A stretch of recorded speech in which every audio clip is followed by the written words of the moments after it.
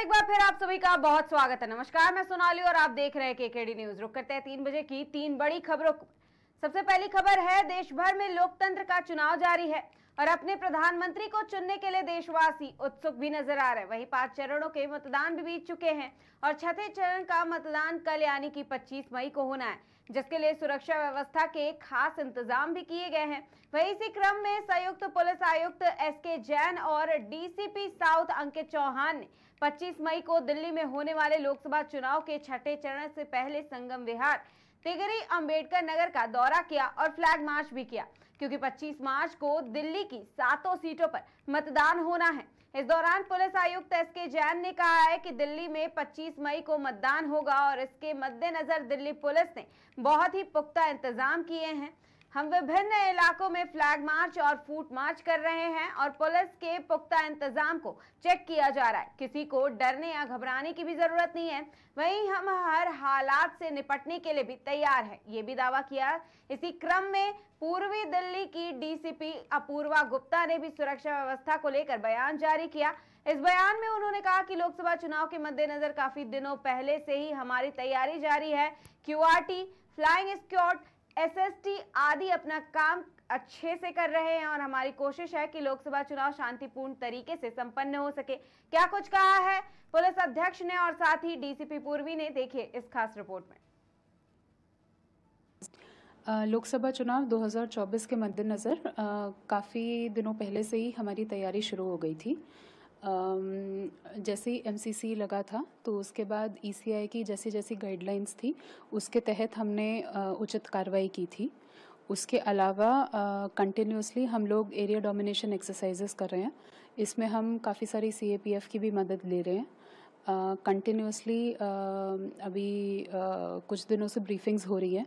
सबको एक large scale पे भी ब्रीफिंग दी गई है, प्लस उनके रोल्स एंड रिस्पॉन्सिबिलिटीज़ के स्पेसिफिक भी मतलब माइन्यूट लेवल पे, ग्राउंड लेवल पे ब्रीफिंग्स हुई हैं।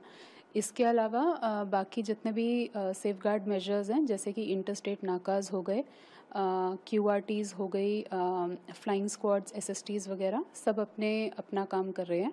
एंड हमारी कोशिश यही रहेगी कि लोकसभा चुनाव शांति से और अच्छे से निकल जाए। फ्लैग मार्च चल रहा, क्या कहेंगे? जैसा कि आपको पता है कि दिल्ली में 25 मई को वोट रहेगा और इस मद्देनजर दिल्ली पुलिस में बड़े पुख्ता इंतजाम किए गए हैं। हमारे बिफोर 48 आवर्स साइलेंस जोन रहेगा। इसके मद्देनजर एरिया डोमिनेशन के तहत हम फ्लैग मार्च और फुट मार्च कर रहे हैं अलग अलग एरियाज़ में, ताकि लोगों को कॉन्फिडेंस रहे, ट्रस्ट रहे कि यहाँ पर पुलिस के पुख्ता प्रबंध है।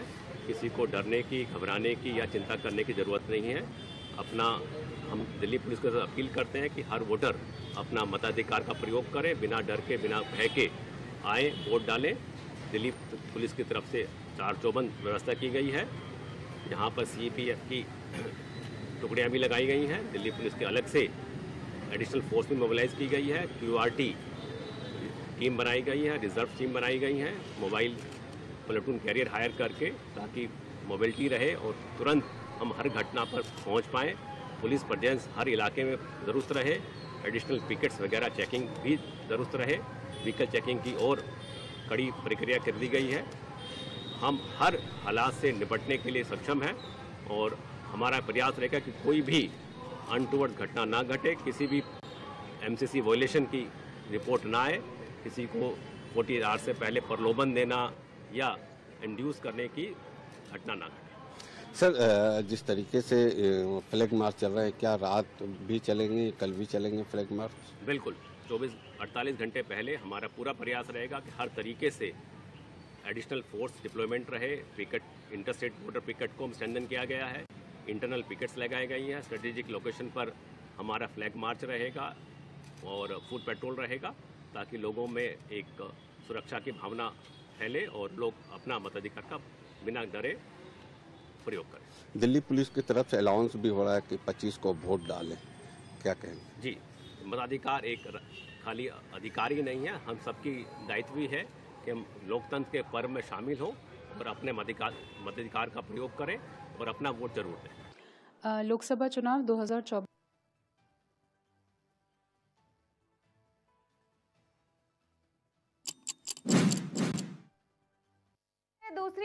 अगली खबर पर लखनऊ में 15 और 16 जून को होने वाले सम्मेलन सहयोगी और विकास अवसरों पर करने और तलाशने के लिए दुनिया भर के उद्योग जगत के नेताओं, नीति निर्माता और हितधारकों को एक साथ लाएंगे। इस कार्यक्रम में प्रसिद्ध विशेष यज्ञ और विचारों द्वारा मुख्य भाषण, उद्योग के रुझानों, सर्वोत्तम प्रार्थनाओं पर पैनल की चर्चा भी की जाएगी। वहीं वैश्विक व्यापार जगत में नेताओं और निवेशकों के साथ नेटवर्किंग, शास्त्र, आधुनिक उत्पादों और सेवाओं को प्रतिशत करने वाली प्रदर्शनियां, B2B बैठक और देश विशिष्ट शास्त्र, संयुक्त उद्यम सहयोग, साझेदारी के अवसर, भारतीय बाजारों और उद्योग जैसे कार्यक्रम भी किए जाएंगे। इस खास चर्चा के लिए हमारे संवाददाता सुभाष ने लोगों से बातचीत की है। देखिए इस खास रिपोर्ट में। नमस्कार, आप देख रहे हैं केकेडी न्यूज। लखनऊ में बहुत ही जल्दी अंतर्राष्ट्रीय व्यापारी सम्मेलन का आयोजन होने जा रहा है। आयोजक डीपी सिंह जी हमारे साथ हैं। आइए उनसे बात करते हैं किस किस तरह के कार्यक्रम इसमें होंगे। 2 दिवसीय होने हैं। सर, ये किस तरह का कार्यक्रम होगा और इससे क्या लाभ मिलेगा उत्तर प्रदेश को? बहुत अच्छी बात आपने कही कि चूंकि associated chamber of commerce and industry का अध्यक्ष होने के नाते हमारे उत्तर प्रदेश के जितने इंडस्ट्रियलिस्ट हैं, चाहे वो हेवी इंडस्ट्री वाले हों या मीडियम वाले हों, एमएसएमई वाले हों या ट्रेडर्स हो, व्यापारी हों, उन सबके उत्थान में हमारा सहयोग रहता है। और हम प्रयास ये करते हैं कि हम कैसे उनके प्रगति के लिए हम उसमें एक साधक सिद्ध हों। तो उसी क्रम में हमने ये एक 15 और 16 जून को कार्यक्रम रखा है, जिसमें हम 40 देशों के एम्बेसडर्स और उनके सहयोगियों को यहीं पे बुला रहे हैं। क्योंकि आपने देखा होगा कि नॉर्मली हम अगर जाते हैं किसी एम्बेसी में लेने या किसी देश में हमको कार्य करना है, किसी विदेश में अपने प्रोडक्ट को बेचना है, तो बहुत समय लग जाता था और हम बहुत सी बातों की जानकारी न होने की वजह से हम कुछ कर नहीं पाते थे। उसी व्यवस्था को यहाँ पे उनको ही बुला करके उनके समक्ष B2B मीटिंग करा करके और उनको और सुगम बनाने के लिए ही ये हमने कार्यक्रम रखा है, जो कि 15 और 16 जून को होटल क्लार्क्स अवध में, जो चूंकि ये भी एक ध्यान रखा कि शहर के बीचों बीच में होने की वजह से सुगमता रहेगी, हमारे व्यापारियों को, हमारे इंडस्ट्रियलिस्ट को आने में कोई परेशानी नहीं होगी और उनके साथ मीटिंग भी कायदे से कर सकते हैं। सर, अगर प्रोडक्ट की बात करें, किस तरह के प्रोडक्ट जो हैं जो बाहर से आएंगे उनको दिखाया जाएगा? देखिए, हमारे पास तो हमने 40 कंट्री को निमंत्रित किया है। 40 कंट्री में जिन जिन कंट्री को हमने बुलाया है, तो उसमें विभिन्न क्षेत्र में लगभग हर कंट्री को कुछ न कुछ या तो वहाँ से भेजना है या यहाँ से खरीदना है। तो अब जैसे मान लीजिए कि अफ्रीकन कंट्रीज हैं, उनके यहाँ अभी थोड़ा सा जागरूकता कम है, तो उनको दवा की आवश्यकता है, उनको खाद्य पदार्थ की आवश्यकता है, उनको AI के माध्यम से खेती कराएंगे अगर हम, तो हमारे पास व्यवस्था है कि हम ड्रोन के माध्यम से और AI के माध्यम से कैसे उनकी खेती को भी आगे बढ़ाएंगे, उनको हम अपने यहाँ का प्रोडक्ट देंगे, तो वो वहाँ जो जीवन स्तर है थोड़ा ऊंचा उठेगा। हम एजुकेशन के फील्ड में भी कोशिश कर रहे हैं कि ऑस्ट्रिया, कनाडा और ऑस्ट्रेलिया के कुछ इन्वेस्टर्स आ रहे हैं, तो उनके साथ मिल करके हम यहाँ एक यूनिवर्सिटी डालें, हॉस्पिटल डालें और हमारे रहन सहन की व्यवस्था को सुदृढ़ कर सकें।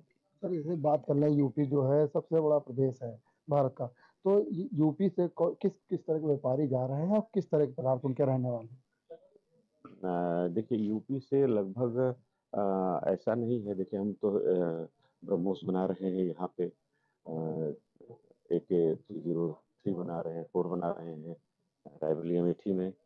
तो हम तो एयर डिफेंस के लिए, खेती के लिए, एजुकेशन के लिए,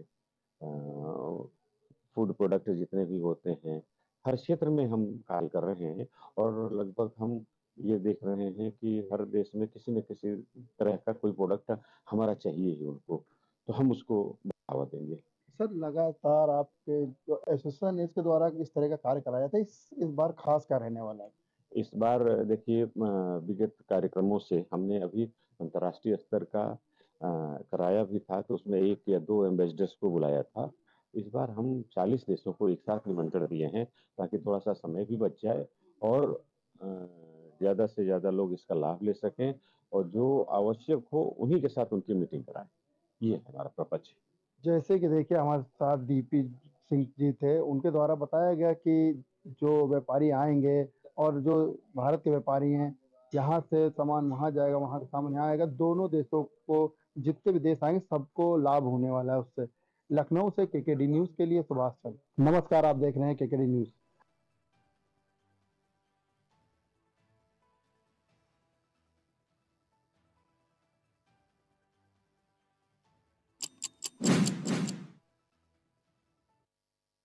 जरूरी खबर पर एक तरफ लोकतंत्र का त्योहार मनाया जा रहा है, वहीं दूसरी तरफ बंगाल और आरक्षण को लेकर बवाल मचा हुआ है, जिसके बाद उत्तर प्रदेश के मुख्यमंत्री योगी आदित्यनाथ ने ममता बनर्जी पर निशाना साधा है और कहा है कोलकाता हाई कोर्ट ने ओबीसी आरक्षण नहीं बल्कि मुस्लिम आरक्षण को लेकर जो अपना फैसला दिया है वह स्वागत योग्य है। वहीं उन्होंने ये भी कहा कि भारत का संविधान धर्म के आधार पर आरक्षण की अनुमति नहीं देता है।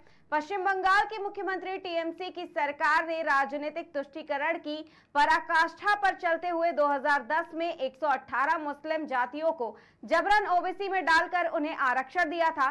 इसका मतलब ओबीसी का हक जबरदस्ती हड़प रही है सरकार। सीएम योगी आदित्यनाथ ने निशाना साधते हुए आगे ये भी कहा कि इसी असंवैधानिक कृत्य पर हाई कोर्ट ने टीएमसी सरकार के फैसले को पलटा है और एक जोरदार तमाचा भी मारा है। वहीं इस मामले पर निशाना साधते हुए केंद्रीय मंत्री और चंदौली से भाजपा उम्मीदवार महेंद्र नाथ पांडे ने भी बयान दिया और साथ ही जमकर निशाना भी साधा। उन्होंने कहा कि हमारे नेता प्रधानमंत्री नरेंद्र मोदी कहते हैं कि पहला अधिकार गरीबों, किसानों, महिलाओं और युवाओं का होना चाहिए, वहीं देश की नीतियां उसके अनुरूप बननी चाहिए और हम उस दिशा में काम भी कर रहे हैं। उन्होंने आगे कहा और कांग्रेस पर निशाना भी साधा। उन्होंने कहा कि गलत फैसला लिया और कर्नाटक में ओबीसी का आरक्षण छीन लिया गया है, हम दोबारा ऐसा नहीं होने देंगे। पहले सीएम योगी आदित्यनाथ ने क्या कहा, उसके बाद केंद्रीय मंत्री और प्रत्याशी ने क्या कहा, क्या कुछ कहा है, देखिए इस खास रिपोर्ट में।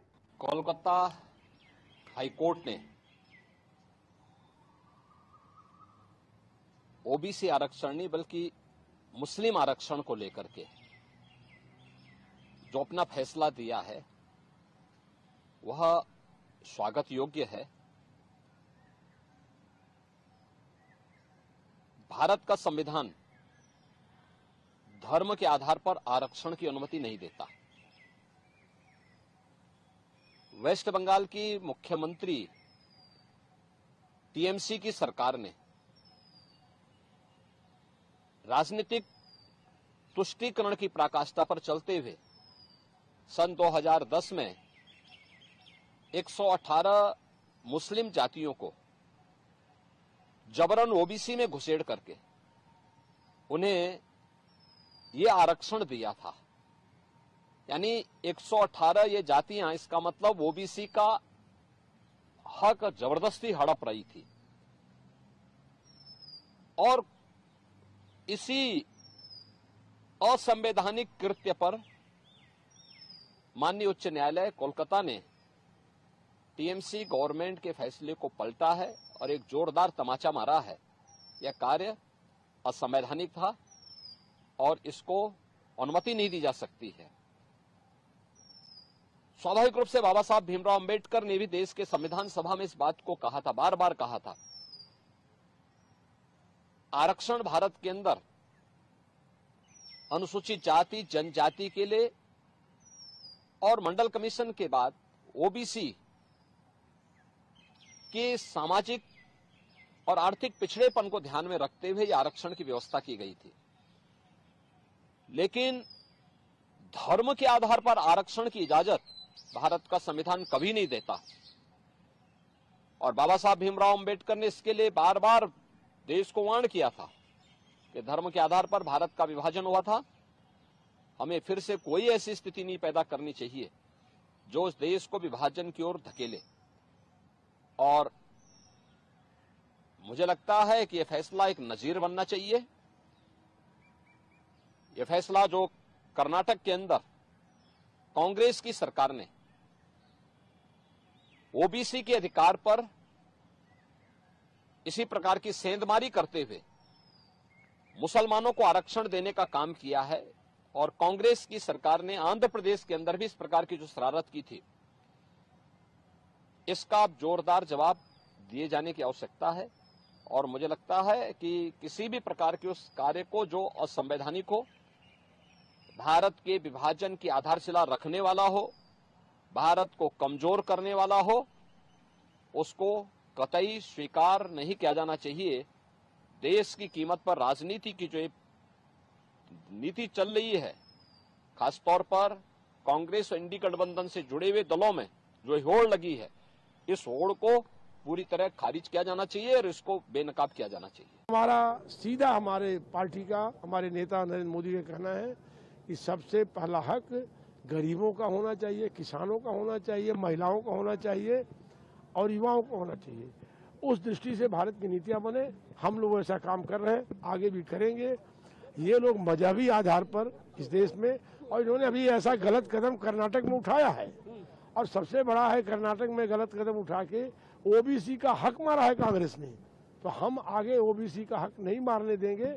हम सामान्य को भी उसका हक देंगे, दलित को भी हक देंगे और ओबीसी को भी देंगे। लेकिन ममता बनर्जी तो मानने को तैयार ही नहीं हो रही है कि वो हाईकोर्ट के भी आदेश को उन्होंने मानने से इनकार कर दिया। कहा कि 118 जो मुस्लिम जो जातियां हैं उनको हम ओबीसी में रखेंगे और जो सर्टिफिकेट दिया उसको वापस नहीं लेंगे। आज इनको कहीं भी वोट नहीं मिल रहा है, इसलिए वोट के लिए वो एकदम एक धर्म विशेष के लोगों के आगे नतमस्तक हैं। इस तरह से अनाप शनाप बातें कर रहे हैं, लेकिन उनको यह करने का अवसर देश की जनता देने वाली नहीं है। देश की जनता नरेंद्र मोदी के 400 पार सीटें देके एक मजबूत विकसित भारत की गारंटी के संग सरकार बनाने जा रही है। कोलकाता